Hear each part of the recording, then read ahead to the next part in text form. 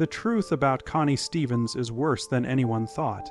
At age 86, she's finally telling everyone about the murder she saw as a child, the violent marriage she hid, and the addiction that almost killed her. What's even scarier are the powerful enemies who tried to silence her, the millions of dollars they stole, and the hero who saved her when she least expected it. Connie Stevens was born on August 8, 1938, in Brooklyn, New York. Her parents were a jazz musician who played under the name Teddy Stevens and a singer. Music was always around her when she was a child, but her home life was hard when her parents got divorced, and she was sent to live with her grandparents. When she was 8, she was sent to Catholic boarding schools, which became her world for the next few years. The strict routines and being away from her family shaped her into the person she is today. Although she was strong-willed and independent, nothing could have prepared her for what happened when she was 12. She saw a murder in the streets of Brooklyn, which changed her life forever.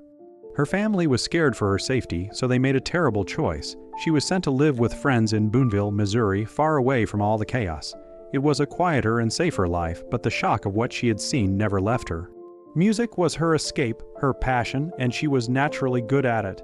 When she was 15, she and her father moved to Los Angeles, which was a fresh start and a place where dreams could come true. She took his stage name and became Connie Stevens. At first, work was scarce, so she took on small parts in movies or anything else to get her foot in the door. At the same time, she pursued her music dreams by joining a vocal quartet called The Foremost and singing with 3 young men. The group didn't last long, but the male members later became famous as Connie kept going and joined another group, the Three Debs, taking over as their alto singer when she was only 16. Being in an all-girls group gave her more experience and confidence, but she wasn't just interested in singing. She also wanted to be in movies and wasn't going to stop until she got there. Connie Stevens made her Hollywood debut in 1957 with the movies Young and Dangerous and 18 and Anxious. These early roles weren't groundbreaking, but they put her on the map as a young actress with potential. Young and Dangerous was a Mark Damon played the lead in this low-budget teen movie about a group of rebellious teens who get caught up in fast cars and trouble. Stevens had a small part as Candy. It wasn't a big deal, but it gave her experience in front of the camera at a time when teen rebellion movies were popular. That same year, she was in 18 and Anxious, a drama about teen pregnancy. Her role in this movie isn't as well known, but it was another step in her early career. She signed a 7-year deal with Paramount Pictures that started at $600 a week and was supposed to go up to $1,500 a week. It was a big deal for a newcomer because it gave her financial security and the chance to get bigger roles, but Paramount eventually fired her, forcing her to look for work elsewhere. Instead of slowing her down, this pushed her toward the big break that would define her career. In 1958, Stevens got a major role in Rabbi Baby, a musical comedy starring Jerry Lewis. The remake of The Miracle of Morgan's Creek gave her a chance to show off both her acting skills and her on-screen charm. Jerry Lewis had seen her in Drag Strip Riot, another teen movie that same year, and was impressed enough to hire her for his movie. This decision changed Stevens' life. The success of Rock Bay Baby not only helped her acting career, it also opened doors in music. That same year, she released her first album, Canetta, which included songs like Looking for a Boy and Blame It on My Youth. It wasn't a big hit, but television soon became another important part of her rise to fame. She made guest appearances on hit shows like 77 Sunset Strip and Maverick, quickly becoming a familiar face to TV viewers. Warner Brothers saw her potential and kept her busy by casting her in multiple series. On 77 Sunset Strip, she played Claire Blake, a role that later crossed over into Hawaiian. One of her most memorable moments from this time was recording the novelty song, Kooky Cookie, Lend Me Your Comb, with Ed Burns, a fellow Warner Brothers contract player. The song was a surprise hit, reaching number 4 on the Billboard Hot 100 in March 1959. She also had a memorable guest role on Maverick in the episode 2 Tickets to 10 Strike, where she played opposite James Garner and a young Adam West. These TV roles not only gave her valuable experience but also helped build a loyal fan base. Warner Brothers liked to keep their stars visible on a lot of different platforms, and Stevens benefited a lot from this. By the end of the 1950s, she had made the jump from small film roles to leading roles in major productions. She was an actress, a singer, and a rising star in Hollywood. Every role, song, and appearance had an impact on her career, but this was just the start. Connie Stevens became famous thanks to her role as Claire Blake in Hawaiian Ai. From 1959 to 1963, the show was set in Honolulu and followed private investigators as they solved cases on a fancy island. Stevens played Cricket, a nightclub singer and part-time photographer who often helped the detectives solve their cases. She wasn't just a supporting character. She was a lively, independent young woman who brought charm, humor, and music to the show. Her role wasn't just fun. It spoke to young women who saw Cricket as a fresh, modern figure, wasn't in a hurry to settle down, and was sure she could make her own way. One thing that made Hawaiian Ai stand out was how it used music. Unlike other detective shows at the time, it added Stevens' singing seamlessly into episodes, giving her a chance to show off her vocal skills. This wasn't just a gimmick. It was a smart move that helped both the show and Stevens' career. Warner Brothers, which produced Hawaiian Ai, saw her appeal and marketed her as a multi-talented star around the same time. Kooky Kooky Lend Me Your Comb, a novelty song she recorded with Ed Burns from 77 Sunset Strip, became a pop culture moment with its playful back and forth lyrics. The song helped solidify her image as a fun, stylish young performer. Her biggest musical success came in 1960 with 16 Reasons, a single that went to number 3 on the Billboard Hot 100 and was just as popular in the UK. The song's catchy melody and Stevens' youthful, bubbly delivery made it a perfect fit for early 1960s pop. Teenagers, especially young girls, liked her because she was stylish, independent, and full of energy, everything that the new generation admired. The success of 16 Reasons wasn't a fluke. Her record label and Hawaiian Ai producers worked together to promote her music through the show, making sure that viewers saw her as both a singer and an actress. Albums like Kaneta and As Chrisit, which had songs similar to the ones she sang on TV, helped to reinforce this image. After Hawaiian Ai ended in 1963, Connie Stevens faced a tough battle. To stay in the spotlight, she had to find her next big role. She got parts in movies like Parrish and Susan Slade in 1961, both starring Troy Donahue. These romantic comedies had their moments, but they didn't make her a major movie star. At the same time, her music career, which had given her hits like 16 Reasons, started to fade as new artists and styles took over.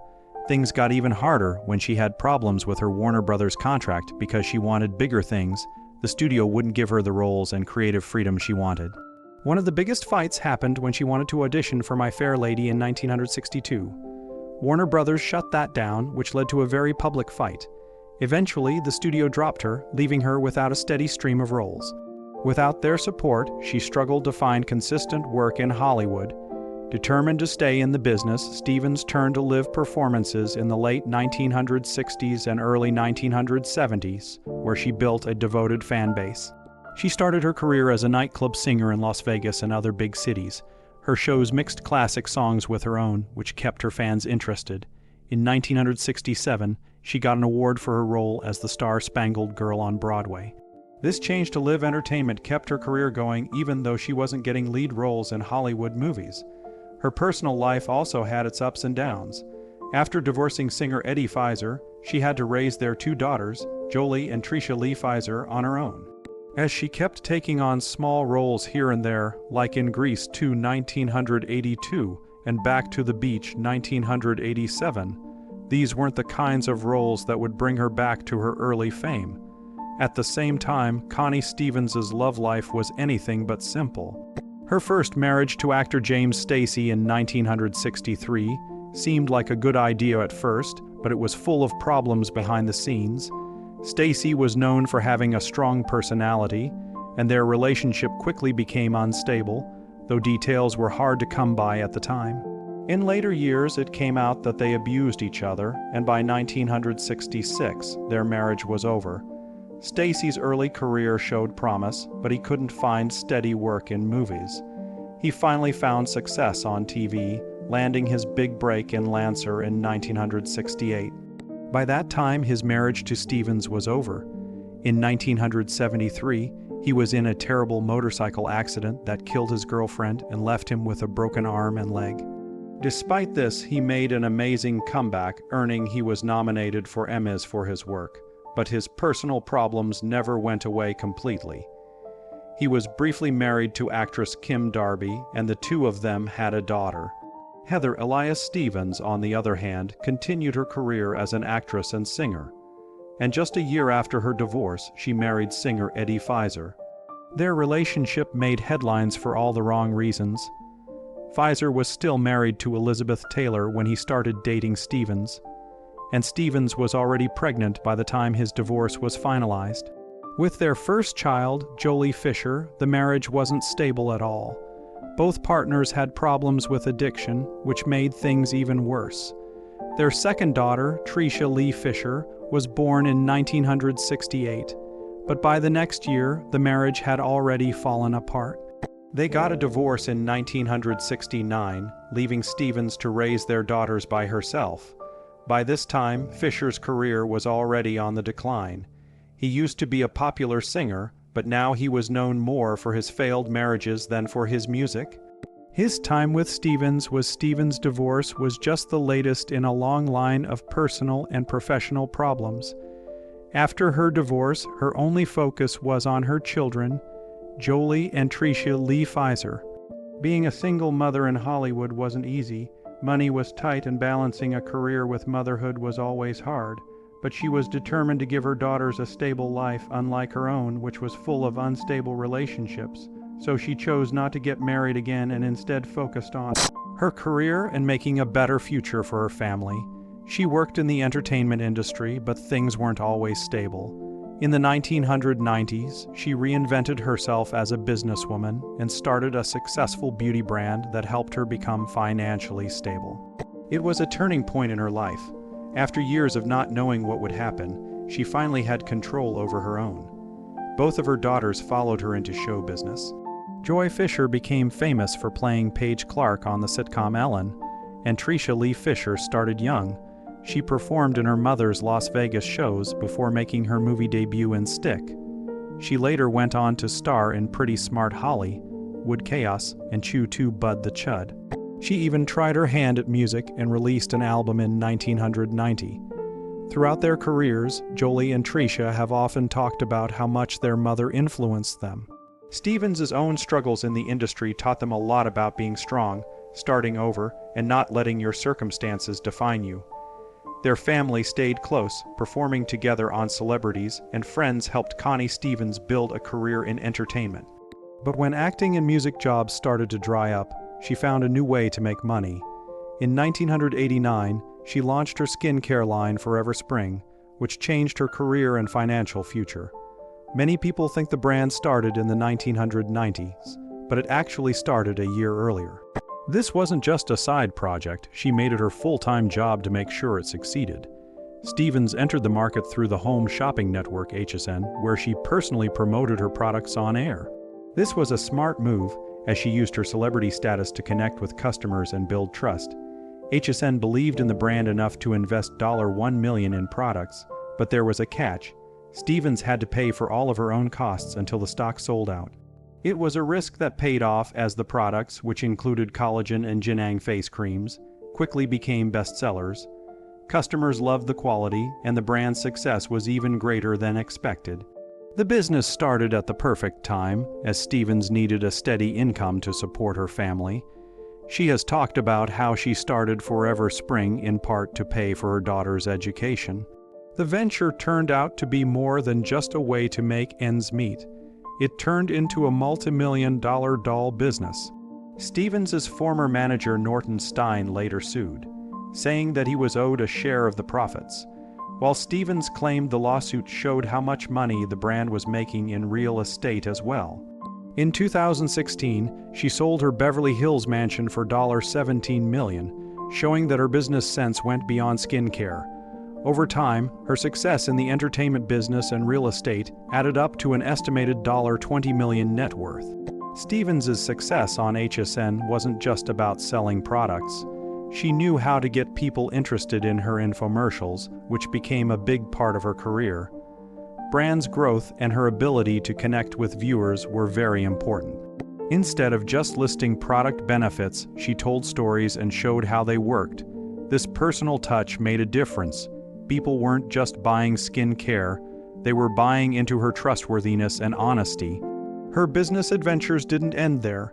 In the 1990s, she opened the Connie Stevens Garden Sanctuary Day Spa in Los Angeles, which solidified her reputation as a beauty and wellness expert.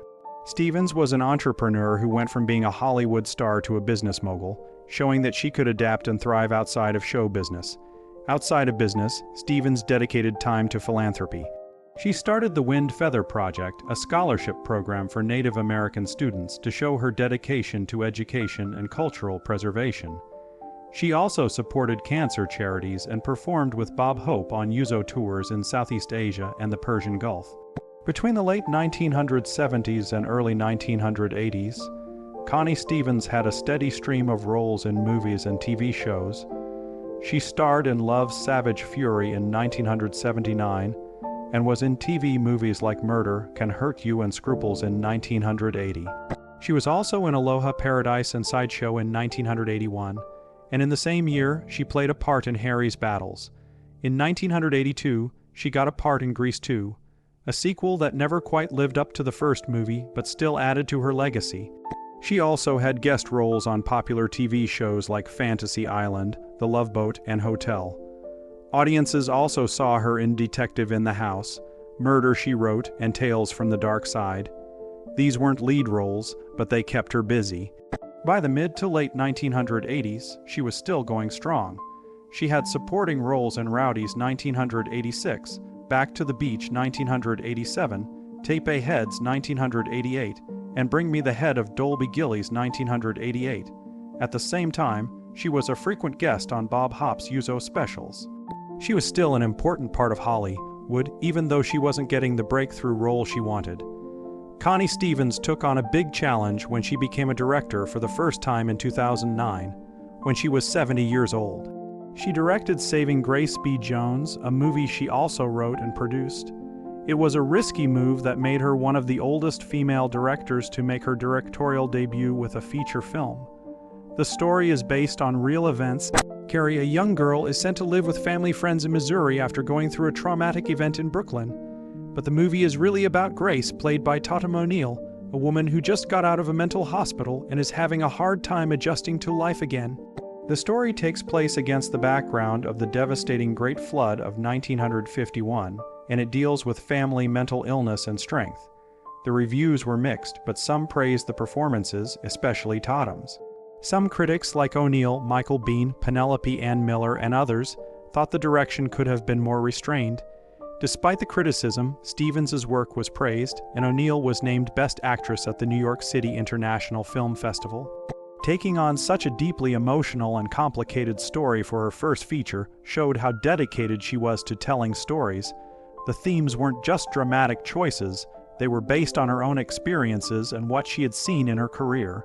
Stevens didn't stop acting after she started directing. She kept taking on film roles, showing how versatile and dedicated she is to her craft.